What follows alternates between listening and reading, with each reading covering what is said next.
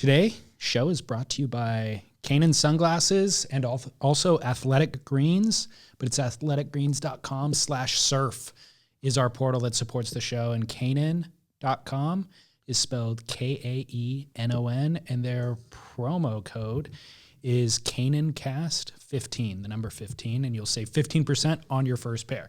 We'll hit them hard in the middle of the show, though, Chaz. Wonderful. Can't wait to talk about them. All right. Welcome back to the show. So exciting. Album Surfboards. Album. What can't they do? Can't they do everything at Album Surfboards? I was in the surf shop portion of Album Surfboards yesterday, or the other day.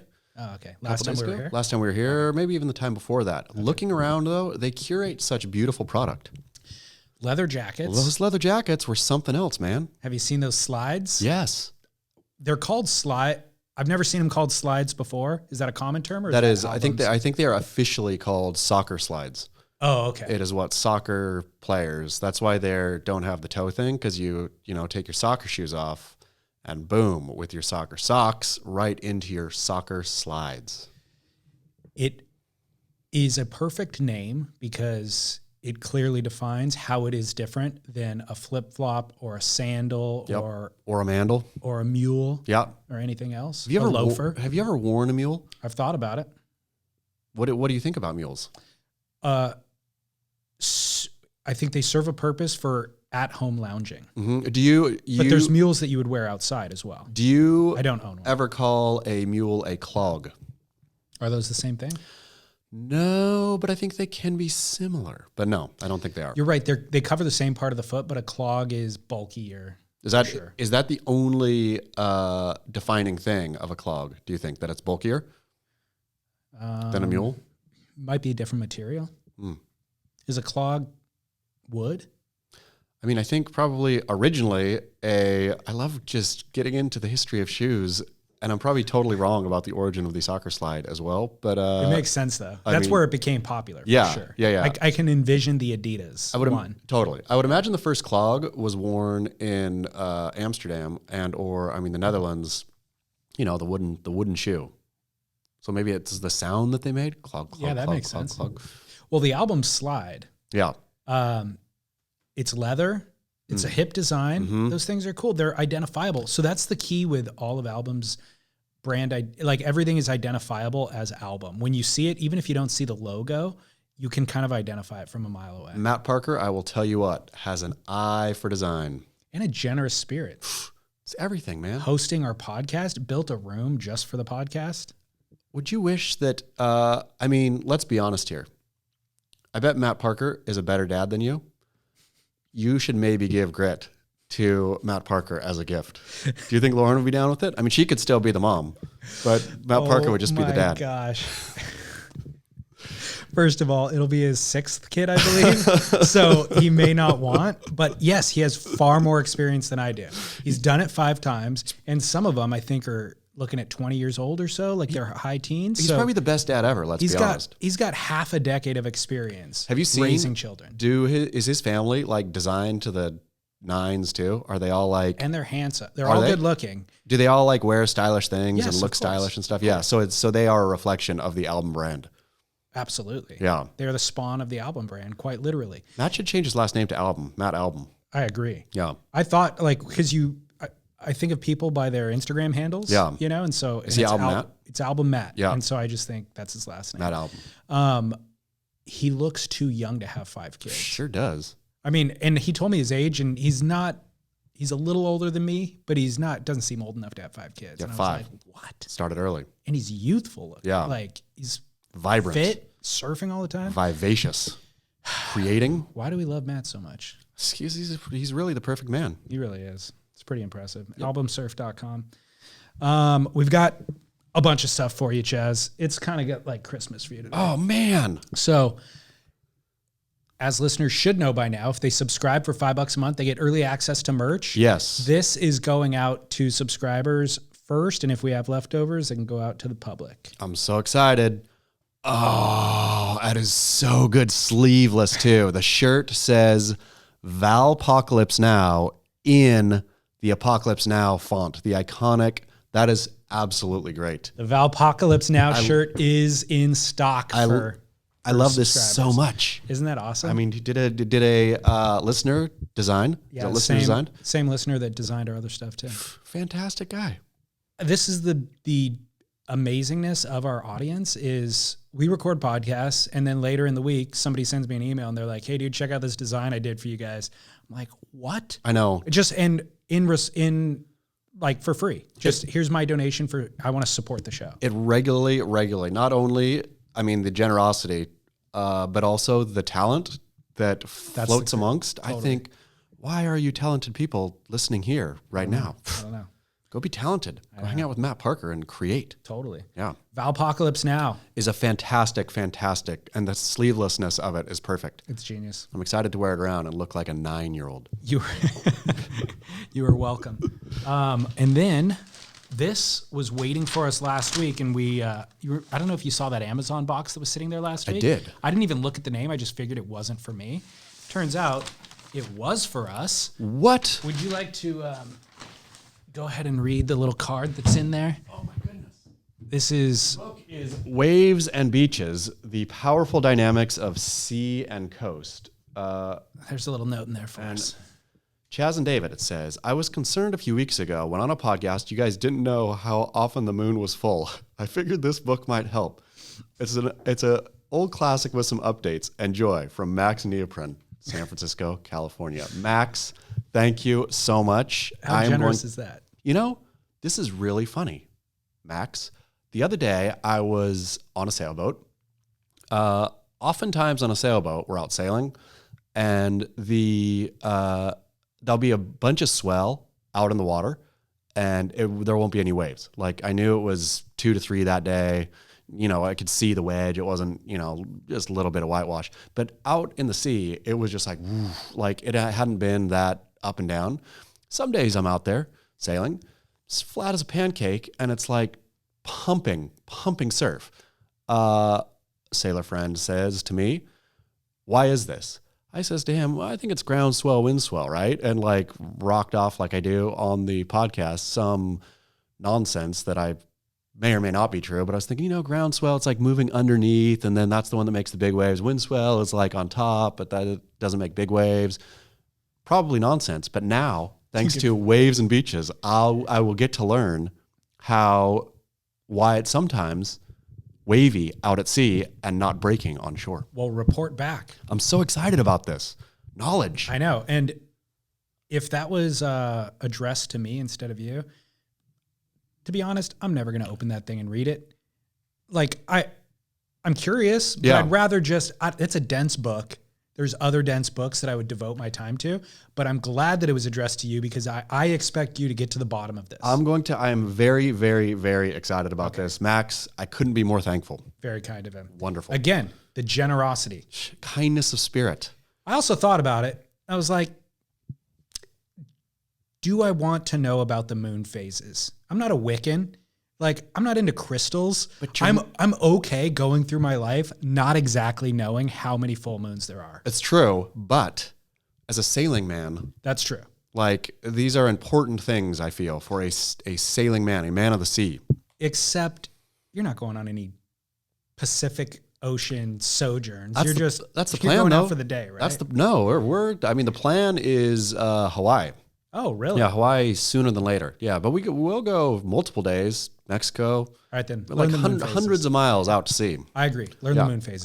I need to know when I'm sailing by a full moon and when I'm not, and how often I can do that. One of the most amazing pieces of machinery that's ever been created by man is the sextant.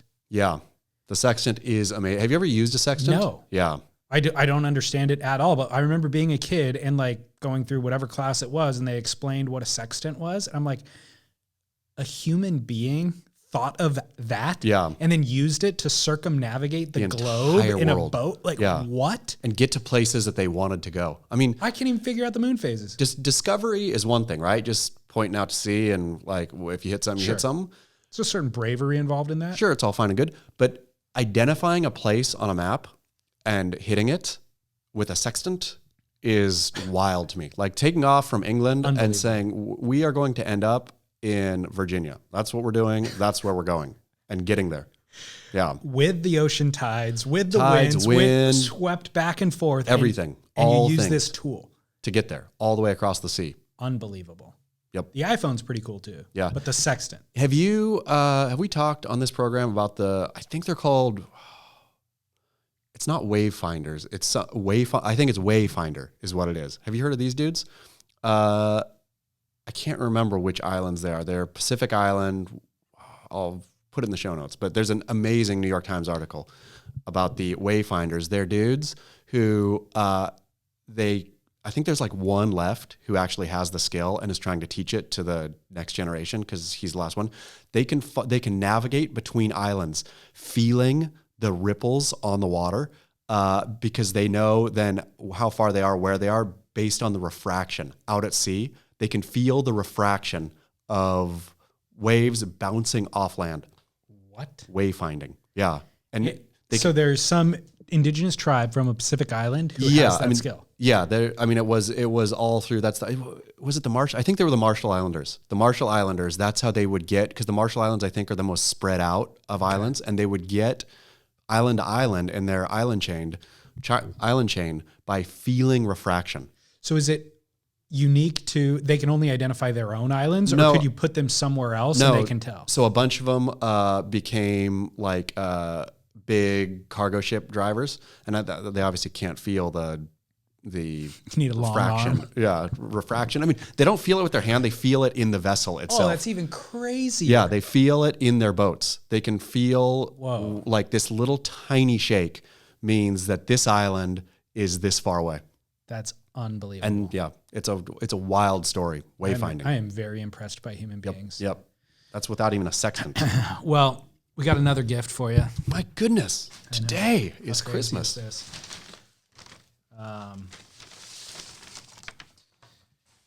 So I'll read this to you while you're unpacking your gift. So, dear David, I've been wanting to give this book to Chas for a while. As a thank you, he has published a couple of my articles on Beach Grit. Since BG has no public address, I couldn't find, or they didn't have one that I could find. I thought I'd send it to you as care of. See if you can get it to him somehow. I hope it's not too much of an imposition, and maybe you'll get a chance to look at the book too. It's got some really cool photos and research, yet it's also hilariously corny. The Book of Sharks. The Book of Sharks. Complete illustrated natural history of sharks of the world. My goodness gracious. Stolen from a high school library, no less. It is like absolutely perfect that it's a rainy day here or a gloomy day in Southern California. I'm just going to go curl up at home after this show, read my books. Learn about sharks. Sharks and waves and beaches. And that, he said that high school is the high school that Ben Marcus went to. Oh, even better. Yeah, it says Harbor High. Oh, that is awesome. So, well, thank you so much. How about that? Thank you. Kind listeners, I've got more feedback. It's a tear in my eye. Your conversation with Chas about the Australian sperm donor reminded me of an NPR story a while back. Apparently, Iceland had a problem with people unknowingly dating someone that they were related to, since it's a small, isolated population. The government stepped in and created an app to tell people if the person they met at a bar or whatnot was related to them. That's amazing. But how did the app know? By family? Like you plug your family in, they plug their family in, and then because it couldn't be like a DNA test or something, right?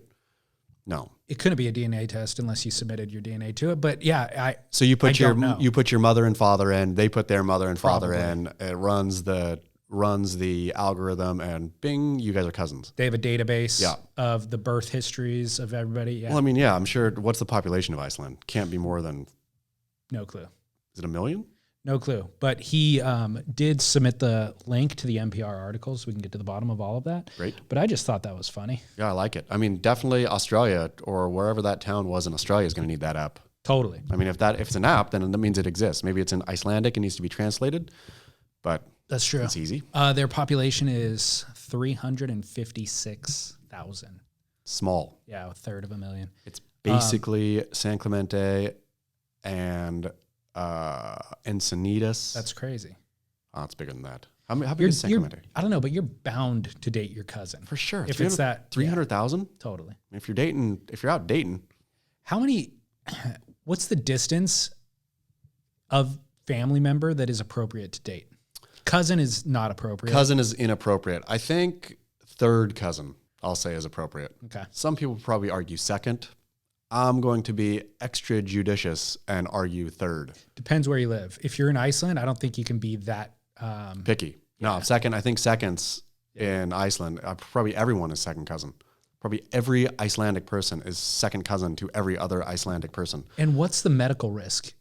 I think for cousin, like the closer the DNA, then you have risk of having abnormalities in birth. Correct. Chromosomal abnormalities. Chromosomal problems. So, but is it, I wonder how drastically that I think second cousin drops after. I think second cousin, you're cool. Okay. I've even read, I'm no genealogist or a doctor. Somebody will submit a book next week with genealogy. I think at one point, now I'm really shooting from the hip here, but I think I read that even cousin is not that bad. Okay.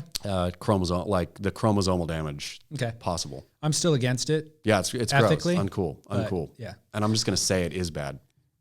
Yeah. I also feel, okay, so there's just something about the people you grew up with that I think is off limits. So even if it's not a cousin, I know it makes sense. Like there's proximity infatuation, but the neighbor girl that you grew up with, it's almost like it's hard to feel very sexual about that person if you've known them that extent of your life. I'd feel more comfortable being friends with that girl for the rest of my life and then really kind of committing to somebody that I met in my, adult life. But didn't you want the Brady kids to all hook up? No. You didn't want Greg and Marcia? You didn't even think that Greg and Marcia were sneaking into each other's rooms and how titillating that was. Good God, no. Peter and Jan. You didn't think, hey, Peter, hey, Jan. Wow, what a weird fetish. Greg and Marcia, for sure, had sexual frisson between them.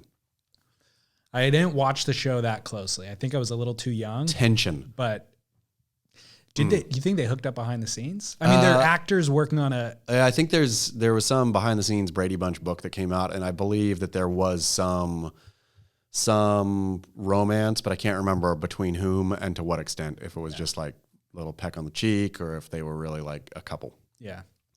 That'd be weird. Yeah. It would really mess with the show's dynamic, and maybe that's what you were sniffing out. I mean, but countering your girl next door scenario, I mean, I commend you for being noble. But girl next door, isn't that a fantastic fantasy? It is, but I just don't think it plays out in real life. Like, I think that sexual kind of passion is born of something different. And if the entire relationship was based on this platonic kind of thing, I think you could easily find yourself in that marriage just feeling like she's your sister or something like that. If that happened to me and accidentally got married and whatnot, and the sign went up, I married my best friend, or the Instagram post sent out, I married my best friend, I would divorce and never see them again. Never speak to them again. Done. I would have the divorce papers submitted through a lawyer. I wouldn't even hand them to her. Nope. I would never, ever see her again. You're dead to me. Totally. Don't want to be best friends. Do not marry your best friend. You do not marry your best friend. You marry your wife or your husband. And you feel intense about that person, and you do everything to keep a level of intensity. Yep. That's what I'm for. You're not friends. No. You're not friends. Pick a fight every once in a while even. Not friends with your wife. You're friends with your friends, for pity's sake. And if she doesn't have friends, that's a problem. Go make her have friends. Huge problem. Massive problem. They have apps for that too. Yeah. Last week we called Texas Barrel, and then Matthew McConaughey teased that he might be running for governor. I thought about that. I thought about you as I was writing it, thinking about how you had a sense, you had a feeling, you were really, truly considering Texas, I feel. Like, I mean, on the podcast you weren't, but you said, and I quote, "The sky is bigger there," which seemed like a crack. Seemed like, if I had to, it wouldn't be so bad. I was on my mind because we just booked tickets to go visit. Yeah, Austin. Yeah. For your annual pilgrimage back to Austin. Exactly. And I used to be anti-Texas, and it's slowly growing on me. That's what I'm saying. But I'm just thinking, is Matthew McConaughey a podcast listener? Governor, we deemed it barrel, and then he decides to run for governorship. teasing it. Governor McConaughey. He must be a listener. Of course he is. Obviously, he's into surfing. Yeah, I'm excited to get a gift from Matthew McConaughey. I told you about the time that I was at a party with Matthew McConaughey. I don't know I don't remember. I was at a party with Matthew McConaughey, an intimate gathering, so I could really observe him in his element. And he was a fantastic guy. Really? Yeah. He was exactly as he appears. Or he was, yeah, like there was no surprises. He was kind and loving to his wife. He was great with his kids. He was having a good time, dancing with a beer, like swaying Matthew McConaughey style. I love that there's a couple of people I could think of like him who have designed a career just being him. Yeah. And he is an actor, which you would think. And a great actor too. Like when like him in Interstellar, and Interstellar That's is one of my favorite movies. Dallas Buyers Club. Exactly. When he acts, he hits it out of the park. See, what I was going to argue is that He's always just himself. Yeah, and isn't always, but versions of himself. But the Matthew McConaughey, he can be like the point is he can be himself in public. Sure. And Snoop Dogg. Yeah. He can indulge in all of his vice in public, and there will never be a bad article written about him because you expect him to smoke weed. I feel like Jack Black is just, he's so Jack Black. He's just going, and high kicking. He can just do whatever he wants and everybody's okay with it, you know? And so, whereas somebody like, I don't know, that's built Leonardo DiCaprio, he's built a career on, he's an environmentalist and he blah, blah, blah. So like he has to kind of mind his P's and Q's in public. I guess he gets a little flack for dating 20-year-olds. Yeah, but if Leonardo went out and did something off-brand, it would be shocking. Jack Black can do, there's no such thing really as off-brand. He can be as serious as he wants because there's sometimes when Jack Black gives like super deadly serious interviews. And that's fine and good. Yes. Like there's no off-brand for him. Agreed. He has pushed to the outer limits of acceptability. Yep. Snoop Dogg would be off-brand Snoop Dogg couldn't like smoke a weed and whatnot, but if Snoop Dogg gave like a real sincere, heartfelt interview, that'd also feel on brand. Yeah. I believe that he's a feeling person. Yeah. Yeah. So other big news, the second most commented article on Beach Grit. Do you know what it was? No. You getting punked by a Lil Haberdasher. The Lil Haberdasher. Which is my favorite description of somebody in weeks. It's real funny. Like I'm referring to my dog as a little, I see her and I'm like, hey, Lil Haberdasher. It's so funny. It's really good. I knew that, he's in hats. And somebody commented too, as I was writing, I knew it also, but somebody commented, it's a milliner who actually does hats, right? A haberdasher is men's clothing in general, but Lil Haberdasher, still same. It's not the Lil Haberdasher.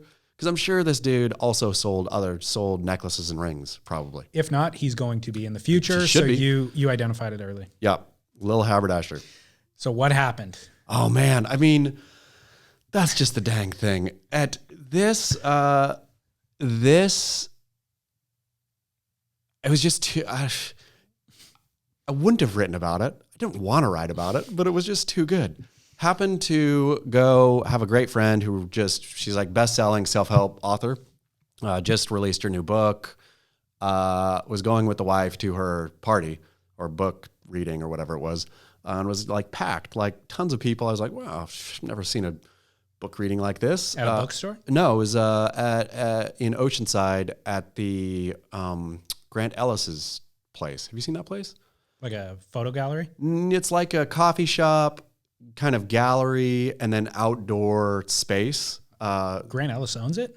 Yeah, I think he does. Good for him. I have no idea. Yeah. It's awesome. It's in Oceanside. So they're packed, outside. There was tents selling all kinds of stuff, some vegan fish tacos. That's weird. Yeah, the book was on healing trauma. So it was like a real, I get the vibe. What's in a vegan fish taco? Apparently it was coconut, and apparently it was good, but I didn't eat one. So I'm sitting there, minding my own business, talking to a Beach Grit friend, and just out of nowhere, are you Chas Smith?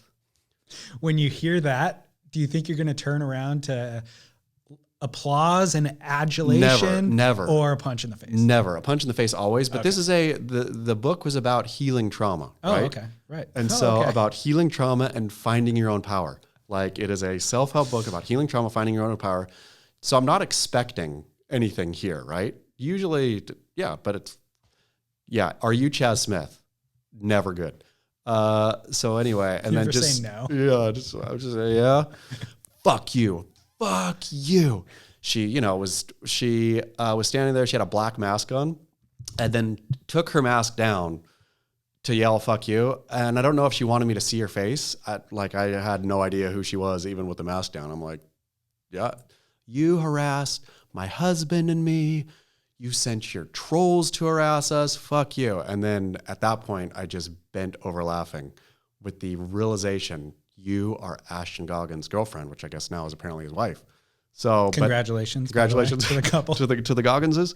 But I bent over laughing, and then like she was selling hats there with her little friend, who was not there at that time. I don't think I didn't see the Lil Haberdasher yet. So she called in reinforcements. Yeah, later. so she shuffled back, and then I went over to the reading, just dying laughing.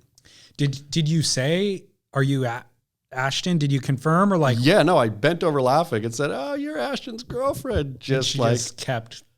It was FU, and then just glowered, like just stood back there and was really. And so then I shuffle over, listen to the reading about finding power, summoning your inner jaguar, all this kind of stuff, and I was thinking, wow, I hope that she healed her trauma. I hope that whatever trauma I caused, that it's been healed. She listened to this reading and she got something out of it. Totally, that it's all better. Her hat stand happened to be, there was like one entrance and exit. Her hat stand happened to be by the exit.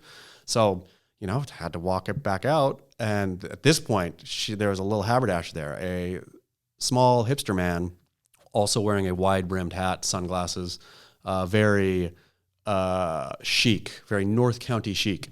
The modern surfer. Yeah, he was a version, except he was a little too effeminate, I think, to be actually a modern surfer, even though surfers can be as effeminate as they want to be. Something very dainty about him. So as I shuffle out, she was standing right there, said, Mrs. Goggins's, I hope that your trauma has been healed by this event. I hope that, this was cathartic for you. And then that was just it. She started teeing off. The Lil Haberdasher just went at it. You dress like an 8-year-old. You look like an 8-year-old. Dumb. Like it was the very, very, very funny insults. Completely juvenile, of course. And of course, getting in any kind of screaming fight at a book reading is also very juvenile, but hilariously juvenile. Like the things was you dress like an 8-year-old was really. Yeah, it was really good. Look at you in your striped shirt. You dress like an 8-year-old. Oh, That's the same shirt you're wearing now? No, but I guess I do dress like an 8-year-old. I called you the Hamburglar one time. That was a much better insult. Way better than you dress like an 8-year-old. And then, unfortunately, happened to be with the wife, and he commented, the Lil Haberdasher said something about my wife's hair is purple.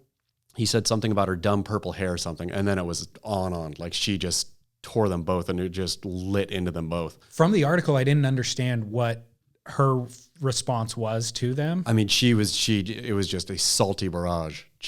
And did they back down? No, they kind of amped it up, and then what was she saying to him? Just, fuck you little guys. Like, what are you doing? Like, just nailed them. But yeah, but they kept it up, and then we shuffled away, and I heard something about Norman Mailer. And then as I was walking away, she said, "You're just going to go sit behind your keyboard and write about this now, huh?" And then she's like, "Yeah, do it. Go write about it." Something like that. And I just shake my head internally and say, "That you do not want me to do that. Like, you think that you're all caught up in this exchange and you think it feels good. I will make myself the fool of the story. Like, I'm always the fool. I will not try to make you look bad, but the story is what it is. And the story, not that I'm trying, I make myself look bad, just like when Ashton punched me in the face, right? Ashton should win that exchange. He punched me in the neck. He should look like the good guy. This is just another chapter in this story. And there's so many chapters now that I'm thinking about turning this into a whole book. It's possible. I mean, it's like this thing would have died eventually, just stops being funny. I mean, at this point, it doesn't stop being funny. At this point, it's only funny. That's the problem. I think that they're harboring a lot of actual anger and animosity. And clearly for her to feel that level of angst after a year and a half, maybe even 2 years. Yeah, at least 2 years. At least 2 years. Since that incident went down is indicative of they've been discussing this and stewing over it, and it's consumed a lot of their life. And so I think that's what they don't realize is it's only funny to all of the viewers or anybody who's been a part of the story, and even us who were involved in the story.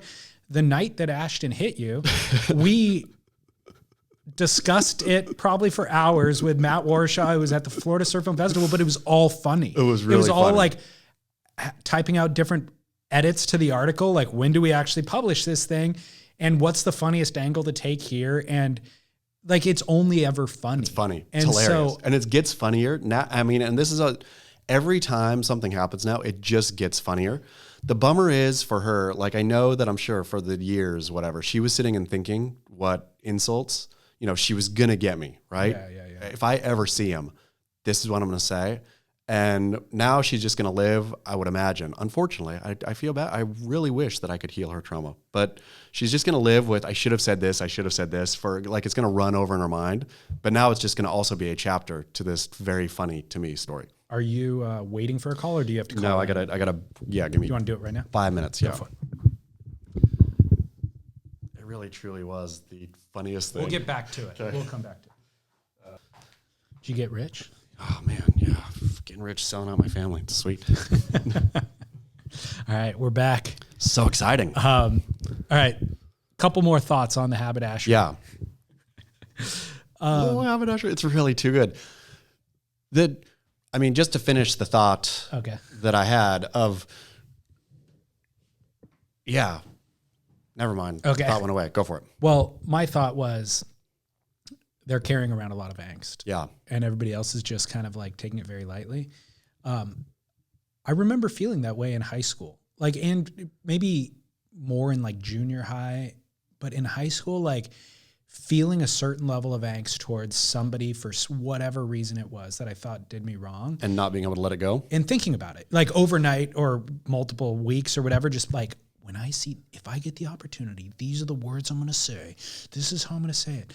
And when I look back on why I felt that way then, and I don't really feel that way as an adult, I think I was feeling disempowered at that time. I felt like that person's cooler than me or they're whatever, and I'm insecure kind of in my own position in life. I just didn't have like strong sense of self-identity, I think, when I was in high school. And so it was all based on just feeling vulnerable, And now I don't know, I feel secure in who I am and what I'm doing in my life and the people that I have intimately involved in my life or that I've chosen.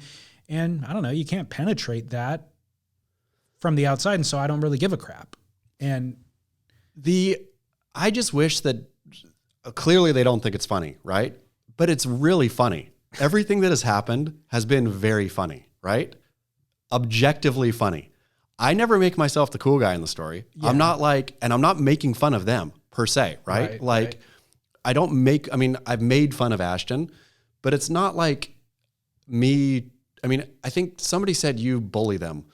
You owe them both an apology, to which I respond to that. This is funny. This is now parody, right? It's a surf industry sitcom that has now been extended for another season. Right. Congratulations. But also, it's funny. Like, I think a lot of people think it's funny. Do you think it's funny? Yeah, it is funny.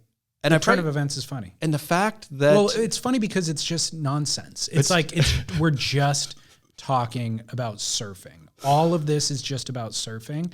Like, nobody should have ever taken it seriously at any point along the way. But the thing is, Ashton is the one who keeps extending the bookings. Like, the jump across the coffee table would have been a one and done, never, I would have written about it, et cetera, except then he had to go call the police.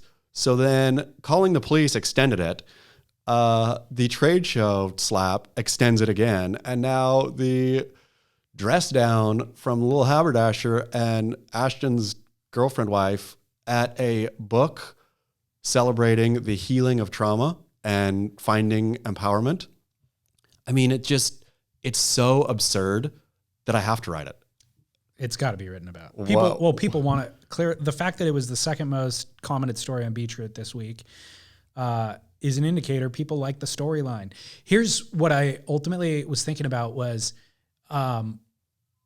people like drama, in terms of listeners of the podcast or viewers of Beach Grit or whatever, they like drama and they like personality. And that's what we liked about surfers for a very long time growing up. Chris Ward is full of warts. Yeah. And I loved him. Yeah. Because there was something to kind of sink my teeth into. Matt Archibald, Andy Irons, Christian Fletcher. Yeah, so that has kind of all been whitewashed. Yeah. The more money's involved, the more people are going to protect and get, media training and all that sort of stuff. So that's been whitewashed. And so I've always viewed this storyline as, well, here's something to sink our teeth into. Yeah. These are individuals with personalities, and let's kind of excavate those things and sink our teeth into it. But then the side note in the back of my head is nobody's actually taking this seriously. It's all just for fun, but it's apparent through incidences like this that they actually, Ashton and presumably now his wife, I suppose, are taking it very seriously and stewing on it. Yeah. And getting upset, and it occupies a lot of their time in their personal relationship, which I don't think is prudent. They shouldn't be doing that. It's not, nobody else is taking it serious. The story now, there's enough chapters where it lives as a standalone, but that could have been could be the final chapter. But it won't be, because at some point I'm going to see Ashton again, and Ashton is going to lose his mind. But the best, if he wanted it to stop, he would come up, shake my hand, and say, "Fair play. That was a funny story. That was a funny series. Let's grab a beer. Yeah, let's laugh it off." Yeah, And I would love. I'd feel better personally if it ended that way. And that would be the last. That would be the end. Yeah. Is that Ashton beat me. Yeah. And he beat me with kindness. So, or beat me by letting it go. Through any given week, I'm busy enough to where I might not end up on Beach Grit between our shows. And this was one where I saw the headline on Instagram and I'm like, stop what I'm doing. Let's go read what happened. Because it's gossipy, it's juicy. It's kind of like in the surf world, this doesn't happen enough. And the fact that it's only happening in quote surf media is kind of sad. It should be happening on the world tour. When you stopped and read, did you feel like, okay, that was worth stopping and reading? Or did you think? Yeah, the Lil Haberdasher zinger was alone worth it. I'm just sad that Ashton's wife or girlfriend is that worked up about it. She's really, and now she's even 10 times as mad for sure. It's unfortunate. Because she's going to be thinking, these are the things I should have said. Lil Haberdasher now is all worked up too. For sure, Lil Haberdasher is lurking around Beach Grit comments trying to throw zingers. It's unfortunate. She shouldn't be. It's not that serious, And Ashton's done, for his part, he's done great work in the amount of time since these incidences have happened. His kind of role with Stab, the no contest thing, he's putting out good. The Andy Irons thing, most notably, he's putting out good content, quality content. He's living a great life, traveling the world, surfing. Apparently. Yeah, surfing, hanging out with people that he wants to hang out. Don't worry about this stupid stuff. Quit engaging in the stupid stuff. How are the hats? They were just classic North County hipster hats. Amazing. Were the police called at any point in this incident? Who knows? Who honestly knows? That's the real truth of the matter. They could have. Wife went back, forgot the handbag on the table, went back. She went back to get it, or you did? She did. Oh, in the story, I thought you did. No, she ran back to get it and teed off again on them. But then the event planner, they I think were tattling to the event planner. The event planner was standing there and wife said had a concerned look on her face. But wife lit into the Lil Haberdasher and Ashton's girlfriend wife again, and then told the event planner, "You throw a lovely event." And did your wife, was she upset by the incident? No. Okay. She thought it was funny. Yeah. I think she was I was like, "Oh man, you don't want to be involved in this. This is tawdry. This is, I'm going to write about it. It's going to be funny." But it's but no, she was like, that was fun. Yeah. Okay, good. It's fun. As long as she didn't lose sleep over it. Oh no, heck no. No. It was I don't even know if she read the story. Good. Yeah. Narrabeen finished since we last saw one another. Gabriel Medina dominating. Congrats, Gabriel Medina and Caroline Marks. A dominant victory from Gab. Caroline too. So he beat Connor Coffin in the final. Nobody would have guessed Connor Coffin making the final. Stomped Connor Coffin in the final. He had Connor comboed for most of the final. Connor got out of combo with a 2-turn 8.5. Deservedly 8.5. Deservedly so. Those are sick turns. That's what you get. From the time of Sonny Garcia. Yeah. You could do 2 turns and get an 8. The couple of big storylines.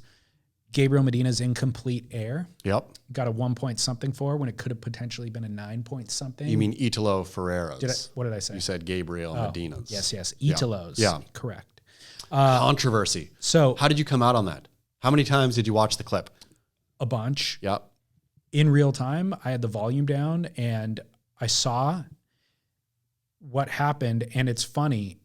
I didn't process whether or not I thought he landed the air. My initial thought was... Sick air? No.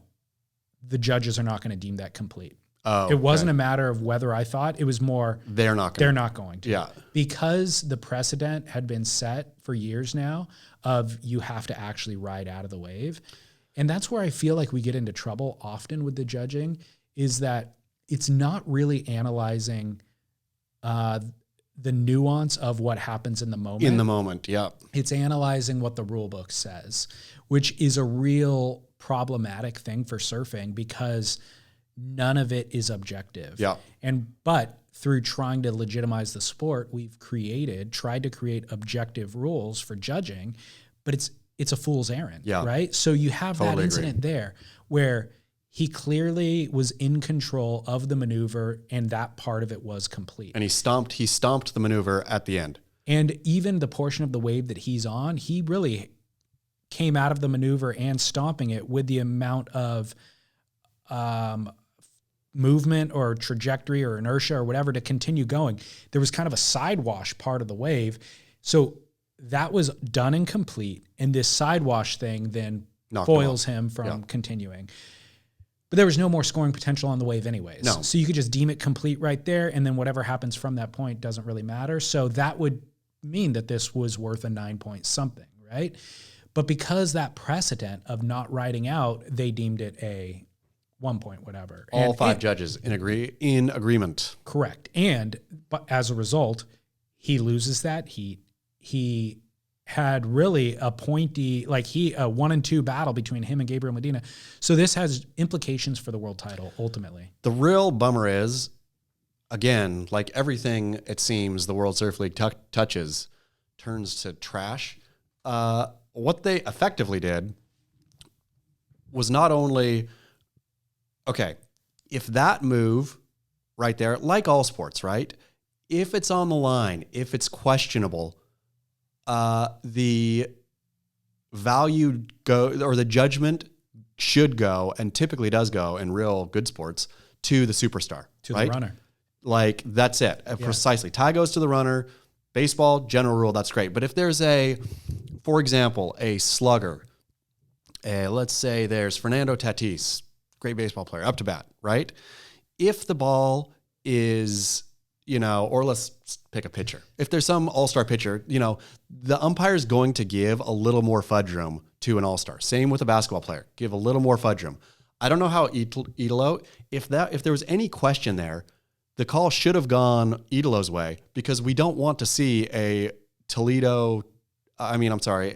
Medina Connor final, that's what they essentially made happen, which was so unfair and so clear. I mean, God bless Connor Coffin. Great kid, great surfer, not even near the same class as Medina or Italo. And so, again, their top 5 to Trestle's thing, being what it is, maybe they think, well, all Italo has to be is in the top 5, doesn't really matter. But silly. Yeah. You know what else is scary about this whole thing? A quick deviation away from the topic. Medina's absolute dominance. Medina, this event looked unstoppable, absolutely unstoppable. If he keeps this level of performance up all year and has in years past, the tour or the title locked up by Rottnest. If he goes and wins Margaret, wins Rottnest, wins, and has to go to trestles to win the. That'll be a real. That'll. Yeah. I mean, that'll be an indictment of this format precisely. And the WSL at large. And maybe maybe Medina won't be that dominant. Maybe Idolo is too formidable a foe. Look, it depends on venue. So he can certainly win Surf Ranch. Yeah, it's almost a foregone conclusion. He can win Chopu. Mm-hmm. He can win Rio, mm-hmm. even though I don't think he has. He could win Barra. Nah, you don't think tougher. So? Well, he could. It's tougher. I mean, if it's let's say that Barra is like fun 6-foot walls, nice little air section. I would put a lot more money on Idolo. No, regular foots. Jordy, John, I hear you. Felipe, yeah, even Julian. Yeah, I would call back into this. That's true. And same goes for Margaret River. He's not the pick for Margaret, especially if it runs at North Point or the box. Yeah. So those are question marks for him. But you're right, he can. And maybe you get 2 throwaways this year. We still don't know how the math works. So he can throw those 2 events away, make finals everywhere else, and even win those. Go into the finals day event just head and shoulders above everybody else, and then have an off day. Do you think that Felipe can come in at 5th and win and have an on day? Do you think that the WSL, that the CEO Eric Logan and the powers that be are thinking, oh boy, are they looking at this scenario, or are they thinking, nah, they gotta let it all play out. It'll work out. I think they got to let it all play out. I mean, they have to now. They're stuck. Yeah, exactly. You can't get too nervous now and start. You made a bad. I mean, what a bad idea, though. The five man final day thing. Look, yes, I really think the bad ideas happened before that. Yeah. Like, I think everything, and I hate every episode to harp on it, but everything can be solved by putting the best surfers a fewer number of the best surfers in the world in the best waves in the world. And so these little fractional details that we're going to squabble over, like this air from Idolo, would not happen if we're running at pumping G-Land. That's true, because the waves would be good where you're not going to need anywhere else. Yeah, that's true. And so we find ourselves arguing over these little details, and it's because we're surfing waist-high beach breaks for multiple events, which events you can't even differentiate the difference between them. We went from a waist-high right-hand break to a waist-hand left-hand break and watched great surfers get nullified by the conditions and the quality of the surf, only to then figure out how Connor Coffin deserve. It's like, none of it makes any sense at this point. And running multiple days just to get rid of Leonardo Fioravanti and Jadson Andre once again. But I suppose, though, on the flip side here, like the wonderful Chas v. Ashton saga, it's funny. It's enjoyable to be able to snipe on all these little things, right? Like, I'd rather just see Jack Robinson getting barreled off his mind at G-Land. Yeah, I hear you. Ultimately, that's what we're here for. That's true. And by the way, that also progresses the sport. Like Idolo, you could say, oh, there's progression because they're doing airs. That's not really a progressing. Like, those airs aren't that different than what we've been seeing in recent.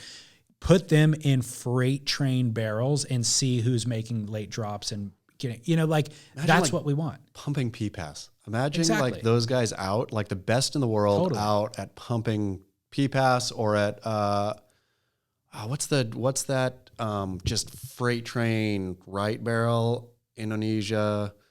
What is like the best, biggest, scariest, lurchiest? I don't know. That one like terrifies P-Pass me. is one of them. Yeah, can't remember.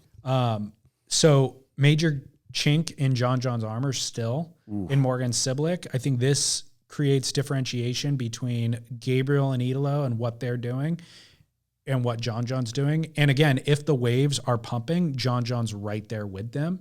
But if not, I don't know how this happens to him twice. I mean, because I think there's, in a couple different ways, I think John is very clearly not the world's best surfer in substandard waves. Agreed. Like Idolo and Gabe are the best surfers in the world there too. Yeah. And arguably in all kinds of other waves, right? Where John, so I think he's he hasn't had to have been, right? He grew up in Hawaii. Has preternatural talent, like none other, but has never he has some, but that's not what he does best, is grind out wins and, waist to shoulder high. And again, that's the indictment of the format that they're currently running is John shouldn't devote, when somebody's that talented at the best thing, at the best waves in the world, the best thing you can do in your thing. He shouldn't spend 1 minute groveling in beach break. He shouldn't ever have to surf a knee-high wave. Oh man, it's a waste. It's and so now he's got to before swine. Exactly. And now he's got to figure out, I'm this world-class talent with 2 titles under my belt. And now I have to devote time and energy to surfing crappy waves. It's really not fit for a king. And same goes with Jack Robinson. He devoted a bunch of time in the last 2 years towards QSing so that he could get on the world tour. And now that might actually benefit him because the world tour is surfing QS venues. If it's not good. If the tour is similar in stops this year or next year, John should retire. John should retire. Take his you won 2 world titles. You won the Eddie. Like, you are a decorated professional surfer. Go and stinking surf the best waves in the world and make parts if you want to, for us to see. I would argue that's what Kelly did with this Australian leg, is that Kelly, if the Australian leg was at great venues, even if it ran at Bells and Snapper like it was scheduled to, I think Kelly would have shown up with this injury. I don't know that this injury was actually bad enough to make him withdraw. He's had the injury for however long and has been surfing plenty since then. Yeah, I think it was more indicative of those venues aren't fit for the king. Yeah. And so I'm not going to go lower myself to that level. Gabriel Medina, his dad, Charlie, this string of successes coincides with him working with a new coach, also not working with his father, and third, being married. Yep. And I feel like he's a better version. There's a lot of new gossip today on Beach Grit. Fresh goss of the Medina clan just getting ripped apart in the ripped open in Brazil's gossip media. I read one the other day. There's a bunch of them now. What's new? So the newest one, as reported in Brazil's media, is that, the family is just really ripped apart. Like that, according to this story, Gabriel's mom made Gabriel's now wife sign secret papers when they first started dating, when Gabriel and her first started dating, that she didn't know what the content was. So I don't know how you do that, but sign some secret thing. And who knows what she signed, who knows what's on it. But somehow, the story goes on and on, all kinds of shenanigans in the Medina clan. What were the papers about? She didn't even know what was in them? She didn't know. She just signed them? Mom made her sign something that she didn't know what it was. Okay. Mm-hmm. I want to know what it is. Who knows? That's why it's all salacious. It could just be a prenuptial, but I guess it wasn't when they were started dating. It's first when they started dating. So it may have, who knows? It may have been an NDA or something, like don't talk about my son or his special friend Neymar in the press. Like, who knows? Yeah. But anyway, all this is happening too, right? So lots of stuff. Yeah. But Medina, so maybe he's also thinking, oh man, my family, I don't know, one family is falling apart and they were toxic. Maybe he's thinking this.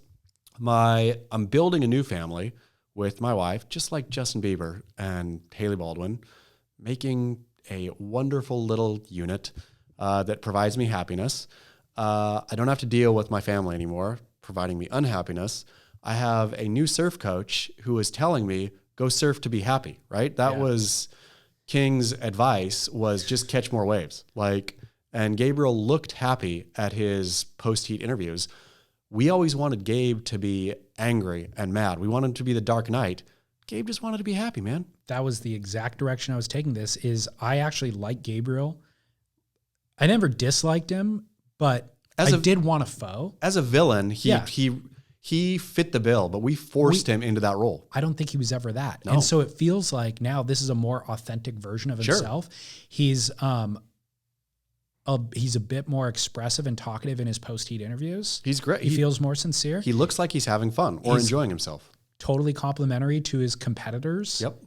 He's still Sharky in the lineup. There was a couple of priority his kind of battle with Marias. Yeah, exactly. That's like right. Completely unnecessarily like choking him out. But within the rules. Yeah, completely. Like he does it offensively, but it's still not and that illegal. that one actually wasn't. Marias couldn't even paddle, so I don't know how they did not call paddling interference on Gabriel. He knows the line that he can kind of straddle. Well, and I suppose in the superstar argument, they gave him benefit of the doubt, Maybe being the superstar. But then also in his post-heat interview, he said something to the effect of like, he was tearing up.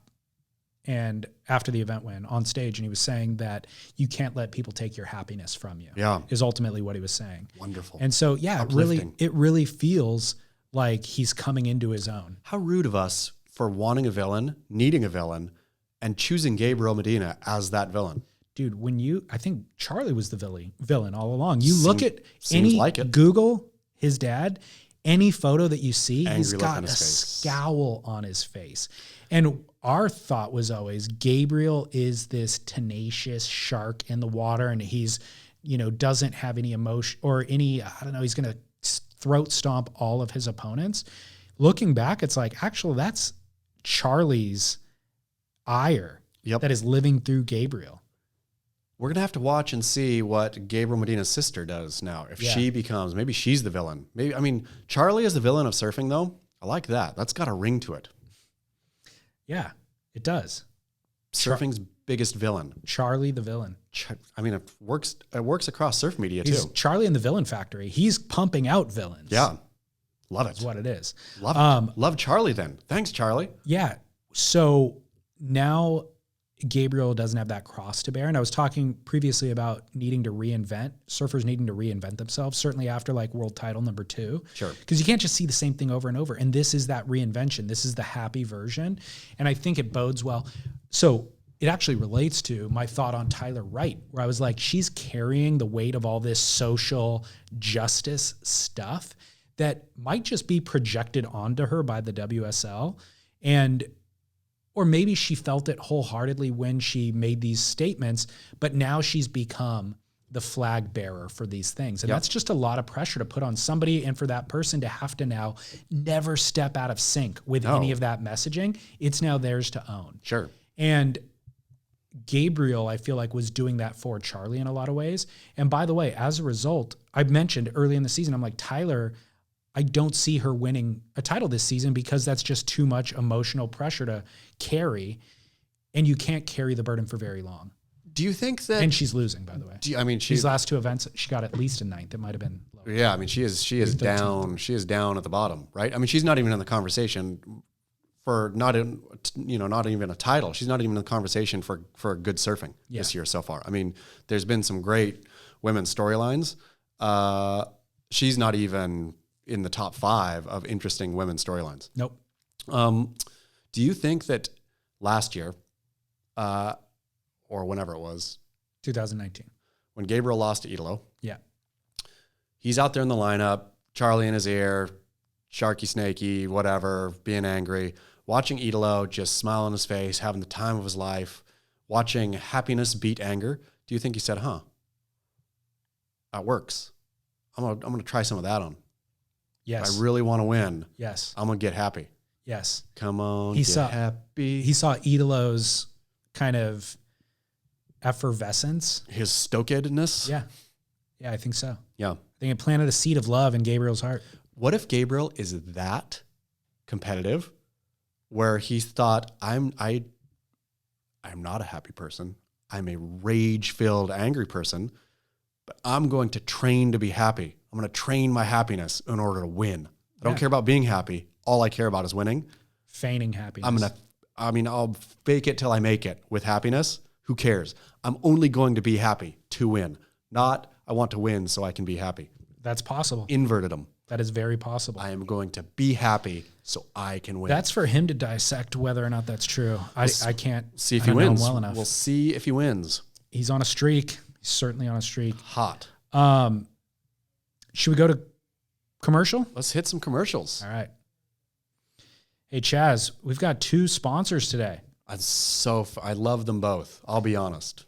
Have you developed life-changing nutritional habits in the last few months? Yes. Have you? For the first time in my entire life. But I feel here's some trouble. You want to know some trouble? Can't imagine what it could be. I feel Athletic Greens is so healthy and good. And I feel so healthy and good when I drink it in the morning that then I go out and live bad, David Lee. Get fast food. Well, drink. You're entitled. I still feel so good still. You're entitled. Doesn't matter. That Athletic Greens covers a multitude of evils. It fills the nutritional gaps. Yep. You're putting rocks in a jar and it just sifts through like sand and fills in all the gaps, props it all up, makes a tidy little package. I look forward to it every morning. At this point, as much, maybe even more than coffee. Crazy. I mean, it's crazy. Crazy. Anybody who's not on it, I will say, on the program, is give the gift to yourself. I am not kidding. It's no joke. And the feedback has been a consensus. Yeah. It's like every single person chimes in and says they love it. Athletic Greens should do a challenge where if you don't feel good, you get something. Get Money a back, surfboard. certainly a money back guarantee. I'd give them a surfboard. I'd kick in. If you really I can't truly trust people. If somebody looks you in the eye, really honestly, and says, I don't feel any better, unless they're like super healthy to begin. I don't know what this kind of thing does for the super healthy. Right. I'm coming from like a sub-basement level and bringing it up to the first floor. You're up to 0 right Yeah, now. You're just equal. Yeah. So I don't know if you're like at a 10, maybe it doesn't, there's nothing that it can add to me. You know where even the where Laird Hamilton himself would see a benefit through this? How? In its ease. Oh, that's true. You just There's shake nothing easier. You shake it in the thing. Yeah.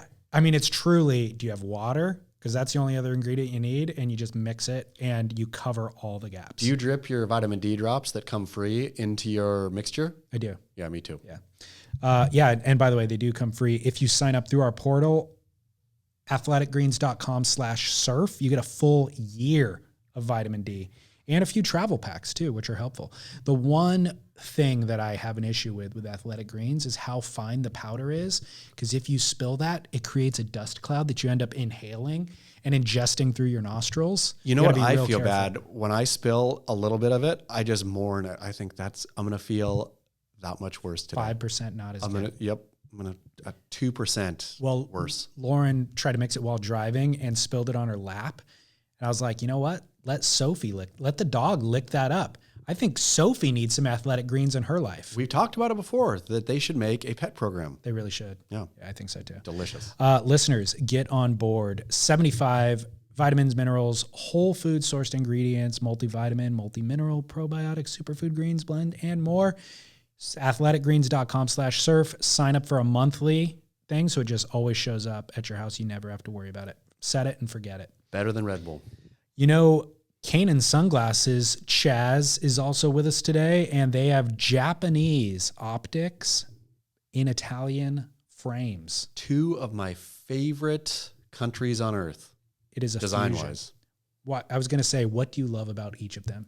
I mean, Japanese design and Italian design are both, I think, only rivaled by, I also like Scandinavian design some, a little too clean, but I like it.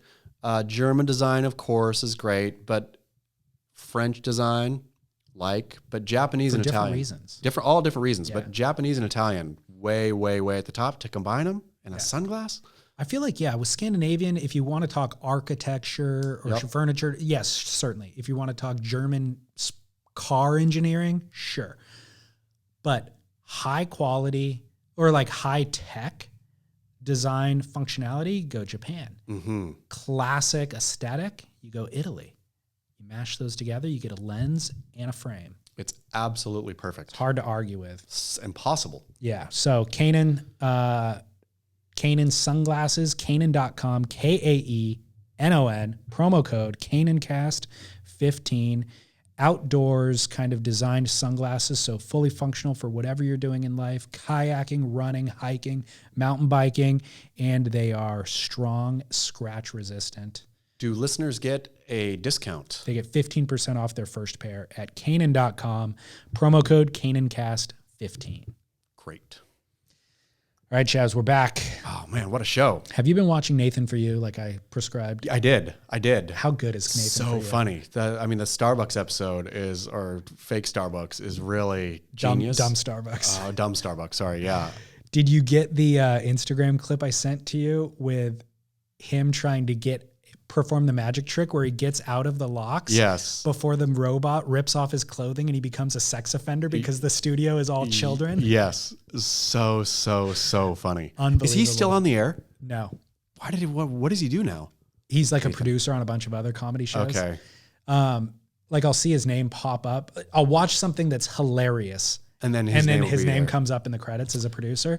But I don't know. It was on Comedy Central and they had maybe 3 seasons of Nathan For You and then it went away. Maybe he got too tired of being so funny. Could be. Yeah. Could be. I mean, he makes me laugh so hard that I am tired from laughing. So I can't imagine how he feels having done the laugh making. It's a big workload. Yeah. All right. We've got Barrel or Not. Let's do it. I was going to talk to you about Sam George wanting more crowds. Oh. Maybe we save it. Well, let's do it real quick. You want to do Let's it? hit it real quick. The quote from Sam George's article that was on theinertia.com was, most surfers, when asked, will say that everything that is bad about surfing is due to the crowds. This is an oversimplification perpetuated by a pervasive perception of lack.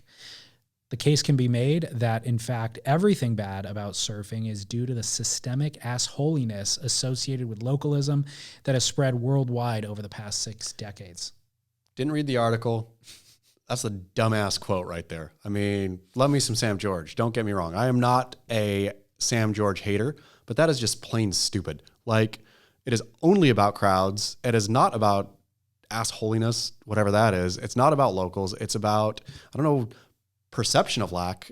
Try reality of lack. That there's only certain good waves that break certain, it's a straight up, even though it is an theoretically infinite resource, it's more or less, it's finite. I mean, I feel waves are finite. Yes, they happen again and again and again, but if 50 billion people are on each one again and again and again. Waves are finite. Yeah. The waves that we actually want to ride are finite, and they're limited to the amount of time that we spend in the water. So sure, they're breaking right now, but that doesn't count. That doesn't qualify for me. So yes, when we're in the water, there's a finite resource and everybody else in the water is competition fighting for my resource. And the more, especially inertia type Val kooks rolling through, like not only is it at the fighting at the peak level, I find these days particularly, like it's when you're up and riding and honestly dodging 15 soft toppers floating where they shouldn't be floating. Yep. Like where, so Sam George can go suck it on this one. So his claim, Sam George can go suck it. The local protecting the resource is to keep the crowd out. And his claim is that the assholiness that it requires to do that is what's making it is wrong. the problem with surfing. I have no idea what he's even talking about. No, I didn't read the article. Did you? Long Tom read it and said, or in the comments commented how it was dumb. Something. I didn't read the article Just because I didn't want to get duped into clicking over to the inertia. Oh man, the inertia. The few things I've clicked over to look at, again, we recently moved, so I looked at a chair. Now I get endless chair advertisements in my Instagram feed and on Google. While I'm watching the WSL's contest, chairs. The little ads that are popping up, the Google ads on the side, all chairs. On Beach Grit, all chair ads. People are going to look back at this time of internet advertising in the future and totally mock it. Like that you look at one thing and then that thing chases. I mean, there's comedy bits about it, like of the thing chasing you around. But the thing chasing you around it's even worse when you buy the thing. That's and the then worst. You just get served. It's forever. not that smart of advertising because it doesn't shut off once you buy the thing, even when you buy it through the portal that you click through. And that'll be the thing that still is advertising to you nonstop. Yeah, not like versions of it or a different thing that goes with it. The thing that you bought. And now that we talked about it, we're going to get more advertising. Yeah. from it. So yeah, it's a nightmare. So that's why I Cheers. didn't click on the inertia, was because I was worried about the things that I would get advertised to from clicking that link, which could be 5 ways to stop your pet's bad breath, or whatever it is.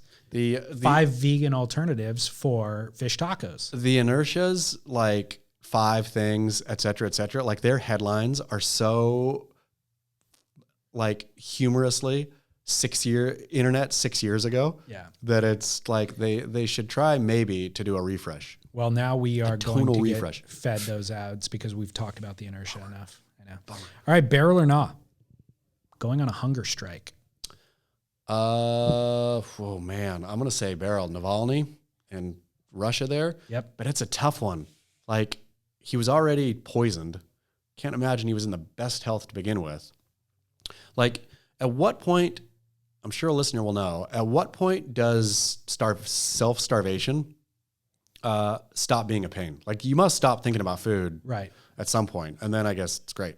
Well, I'm saying it's barrel because I think it's pretty effective. Yeah, stuff I happens. would never want to do it to myself, obviously. But yes, it affects change. I don't know if it's effective, though, in Russia. I don't know if Putin really cares if Navalny's on a hunger strike. He doesn't, but the world cares, and that will then impose consequence for Russia. It definitely brings a hunger strike. The word hunger strike brings eyeballs right away. It's true. Because it's such a bizarre thing to commit to. Yeah. Like, it's so unnatural to commit to it. Well, and you got to be serious about the thing. Dead serious. Like, your deadly Literally. seriousness. Literally. What are things you would go on a hunger strike for or against? Great question. Mm-hmm. I do not know. Yeah. I cannot imagine a level of persecution for a middle-class white guy from Southern California to feel that strongly about. Thankfully. Yeah. Hopefully Thankfully. Yeah. Yeah. Oof. Hunger strikes. Yeah. But they are barrel in terms of, I mean, it's real. Anything that you really commit to, almost, besides pedophilia, is a barrel, in my opinion. It's a baller move, dude. Yeah. I mean, to really go full hunger strike is a baller. You enter a certain rank of human being that... Gandhi. Yeah. I mean, you're just like... Mike Boyum. There you go. What was his for? He didn't go on a strike. He just starved himself. Oh, okay. Yeah, okay. to death, apparently, as the story goes. So we're going barrel on hunger strike, and it means you really stand for something. Yep. Barrel or not? Skateboarding as an adult. Great one. Boom. Can I show you what I got? A surf skate. This is going to be donated to one lucky listener. Wow. Okay. Apparently, hopefully you have listeners in Bangkok. Is that what they call a surf skate? That actually looks pretty cool. That is a fiberglass. That is a surfboard. This is made from surfboard waste. Wow. It is recycled surfboard waste. And this is not a sponsor. Shred Skateboards & Co. are not sponsoring this show, but they did give me this as a freebie and for me to ride. And I was like, look, I'm a grown-ass man. I'm going to do a couple laps on it and hopefully not break a wrist. And then I'm going to give it to a podcast listener. And they're like, that's totally fine. Did you even do a couple laps? Those wheels look shiny new. Not yet. I just picked it up yesterday. Oh. And they just launched, I think today actually, because it's Earth Day. Congratulations, so it's been Shred. It's been in the works for a while. And all of the waste comes out of Ryan Harris's Earth Technologies factory in the South Bay. You know who that guy is, right? Yeah. And so he had this shredder, which is where they get the name from, Shred, that shred all of the, like, he's a zero waste surfboard factory. Mm-hmm. So they shred all of the polyurethane? No, all the resin and scrap from the lamination process. Okay. And they were repurposing it into coasters and little novelty kind of things. But I think they realized at a certain point, we're never going to be able to make enough coasters to... Or like, where do we even sell them? We either go to every farmer's market on the weekend, which takes way too much time and energy, or we do a deal with Pottery Barn maybe, but we don't have enough surfboard waste to supply Pottery Barn. Yeah. So we need to do something else. And so one of their dudes that works there, Marcelo, kind of spearheaded the R&D, and Ryan's Surfboard Waste is where they get the product from. And they told me about it 6 or 8 months ago about skateboards. I'm like, all right, we'll see it. Believe it when I see it kind of a thing. And they're fully in production now. They're actually incredible. The trucks are incredible. Oh, it looks really cool. They're really, really well made. Yeah. And so it showed up yesterday. I wasn't planning to do a talk about it today, but it showed up yesterday. And I had that thought. I was like, dude, am I actually going to go hurt myself on this thing? Or do we give it to a listener? Let's give it to a listener. Let's give it to a listener. I'll figure out how to do that. It's they're not cheap. I think this is valued at $320. Wow. I looked at their website today. It's a lot of work that goes into it. How is a listener going to get this skateboard? We're going to ship it to them. I know, but how? We'll do some sort of a giveaway. Okay. Like Stay a tuned. contest. Okay. Yeah, like maybe next week we'll announce it. Speaking of, we got to get some on Kaio's board. Oh, yeah. We got to get Kaio's board. What should he do? Real quick. Well, first of all, did he accept our offer? Yes. Okay, cool. Middle of the board. For $750. Yep. Middle of the board. Good place. Done. Yeah. Done. Done. Dusted. Okay. Yeah. I'm picking up those stickers today. Okay. I mean, but is it going to be a sticker? Should we just have them right? I was Yes, thinking that's even better. Dane Reynolds style, right? Yes. The people TM, right in the middle of the board. Genius. Okay. Genius. Like nod back to Dane, the people surfer a while ago. Okay, that's what I'm gonna have him do. I'm just gonna have him write the people in a size that he thinks is good. Yep. There we go. All right, People cool. TM. You did it. You did it, people. For Margaret River? We could pick, I guess. I'd rather do Margaret. He did well at Margaret a couple of years ago. He took Kelly out. Okay, Margaret River, in honor of his taking Kelly out. Okay, He can easily get barreled at the box. I will hit He'd him do up. well at North Point? I'll hit him up today. Okay, Yeah. perfect. The people. Done. And then this will go to whatever contest we decide, however we're going to give this away. And I want to drag it out for a couple of weeks because of the value of this thing. We will do it to a podcast subscriber. So if you're on our $5 a month plan, you will be entered to win. We'll figure out how to do that contest. Maybe it's just a raffle. Fantastic. But yeah, shred skateboards. So barrel or nah? Riding a skateboard as an adult. Nah. Really? No. Yeah, I think I'm scared of it. Very limited. I think there's riding cruising a skatey down to, like, if I see a dude cruising on a skate, like for example, down the path to Lowers, right? Guy, surfboard underarm, just cruising on a skate, total barrel.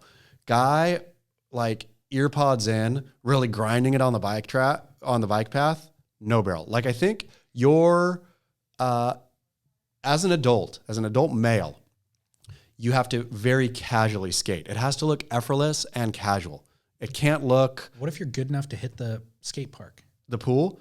It's funny. I mean, the daughter's been enjoying skateboarding lately, so I'm over there quite a bit. The pool is always packed with old dudes, fully padded up old dudes, and I'll give it to them. They look like they're having fun. I'm going to say barrel. So that's really another reason why I brought this up too, is I've got a kid on the way. Yeah. I'm going to be required to do a bunch of stuff that potentially could break a bone that I used to do. As long as your kid doesn't kick Mongo, you're good. Teach them the fundamentals. Okay.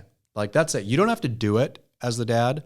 Just make sure that your kid grows up with good style or understanding of what good style is. Like kids that kick, you're not allowed to kick Mongo, right? Okay. Like don't kick with your back foot. I mean, with your front foot, kid. Got it. Okay. Just don't do it. All right. Yeah.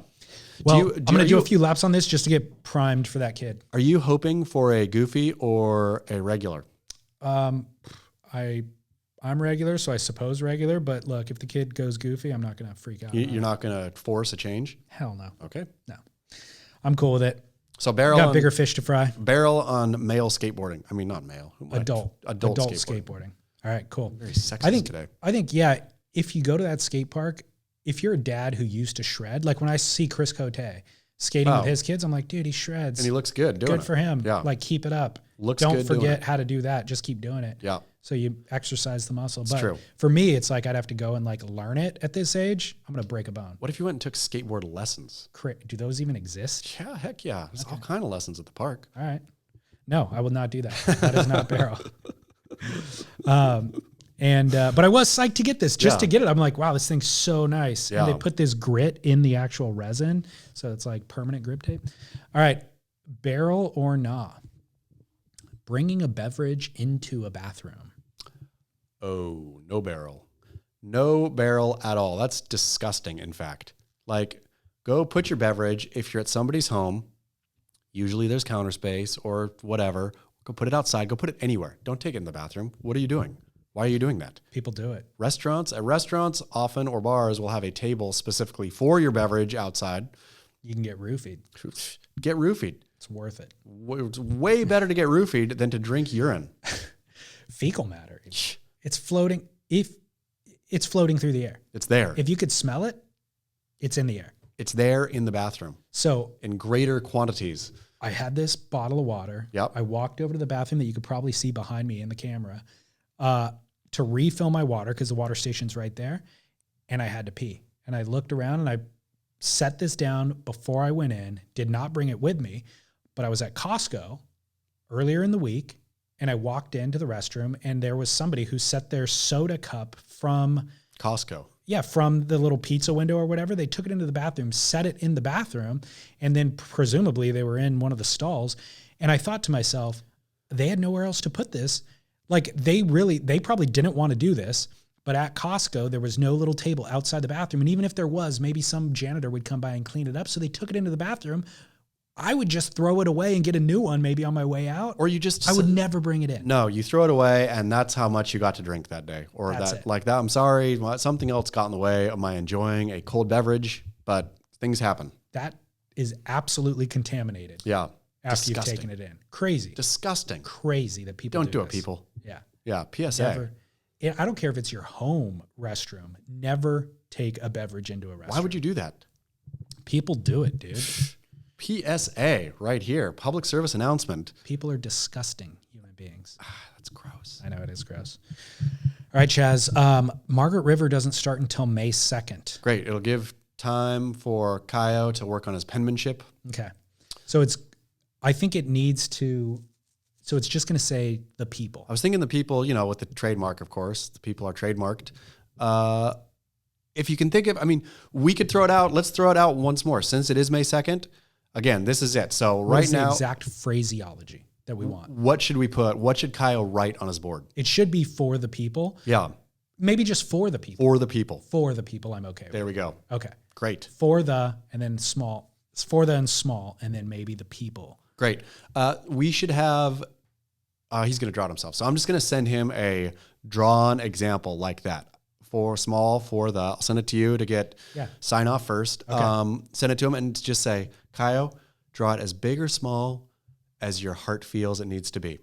But convey very clearly, this money is a gift to you because we want to see you win Margaret River. Every time you look down at this stencil on your board, you think about this power lifting you up. Every heat that you go into, Gabriel Medina, John Florence, it doesn't matter. We are here. We are you. We are with you, We are Kaio. Kaio. We are Kaio. We are Kaio. Yep. All right. Beautiful. So I feel so good about this. It's going to be the greatest moment in surf history. When he wins. Holding the people. It's incredible. Yeah. Okay, awesome. And I'm picking up those stickers today, so I'll make those. I'll send them out. We'll get them to people somehow. Great. A lot of those donations on GoFundMe were anonymous, so I'm not sure how to get those people. But message me and I'll get them to you. If you want a sticker. Anyway, just message me and I'll get them to you. All right, Chaz, great show. Thanks, Album Surf. Chaz, you got a lot of reading to do. So much reading. And thank you so much, listeners. You are the greatest. So kind. All right, until next week. Get barrel.